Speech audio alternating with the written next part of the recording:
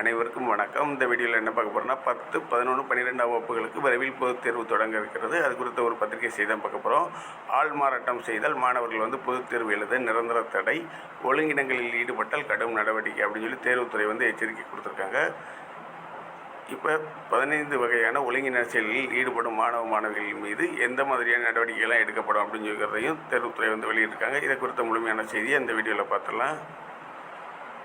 சென்னை பொதுத் தேர்வுகளில் ஆள்மாறாட்டம் செய்யும் மாணவர்கள் தேர்வு எழுத நிரந்தர தடை விதிக்கப்படும், ஒழுங்கினங்களில் ஈடுபட்டால் கடும் நடவடிக்கை எடுக்கப்படும் என தேர்வுத்துறை எச்சரிக்கை விடுத்துள்ளது. தமிழ்நாட்டில் வருகிற மார்ச் மாதம் 10ஆம் வகுப்பு +1, +2 பொதுத் தேர்வுகள் நடைபெற உள்ளது. வருகிற மார்ச் 28ஆம் தேதி முதல் ஏப்ரல் 15ஆம் தேதி வரை 10ஆம் வகுப்பு பொதுத் தேர்வு மற்றும் மார்ச் 5ஆம் தேதி முதல் மார்ச் 27ஆம் தேதி வரை +1 பொதுத் தேர்வு நடைபெறுகிறது. +2 பொதுத் தேர்வு மார்ச் 3 முதல் மார்ச் 25ஆம் தேதி வரை நடக்கிறது.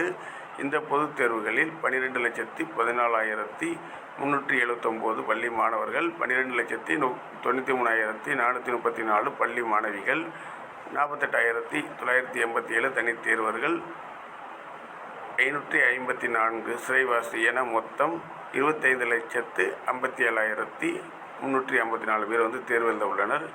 இவர்களில் முதலாவதாக +2 வகுப்புக்கான பொதுத் தேர்வு அடுத்த மாதம் 3ஆம் தேதி தொடங்குகிறது. இந்நிலையில் அதற்கான முன்னேற்பாடுகளில் அரசு தேர்வுத்துறை தயாராக உள்ளது. அந்த வகையில் பொதுத் தேர்வுகளின் போது ஆள்மாறாட்டம், பிட்டடிப்பது போன்ற 15 வகையான ஒழுங்கின செயல்களில் ஈடுபடும் மாணவ மாணவிகள் மீது என்ன மாதிரியான நடவடிக்கை எடுக்கப்படும் என்ற விவரங்களை அரசு தேர்வுத்துறை வெளியிட்டிருக்கு.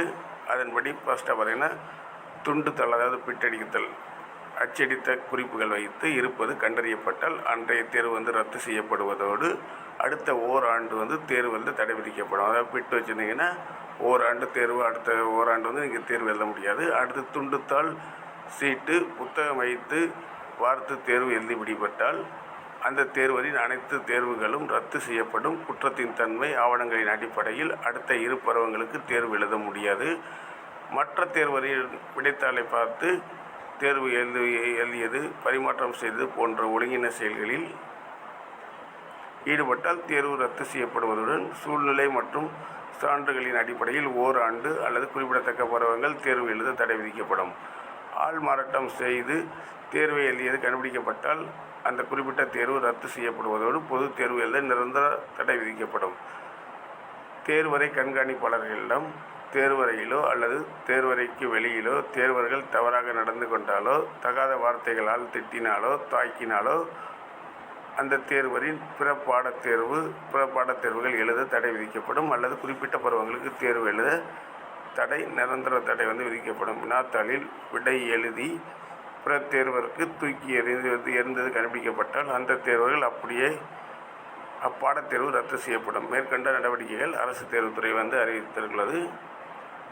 எனவே இந்த தேர்வில் உங்களுக்கு தெரிஞ்சதை எழுதுங்க. தேவையில்லாமல் நீங்கள் பார்த்துருந்தீங்கன்னா இந்த மாதிரி பிரச்சனைகளை சந்திக்க வேண்டியிருக்கும். எல்லாருமே தேர்வு சிறப்பாக எழுத வாழ்த்துக்கள். இந்த வீடியோ பிடிச்சிருந்தால் லைக் பண்ணுங்கள், சப்ஸ்கிரைப் பண்ணுங்கள், உங்கள் ஃப்ரெண்ட்ஸுக்கு ஷேர் பண்ணுங்கள். தேங்க்யூ.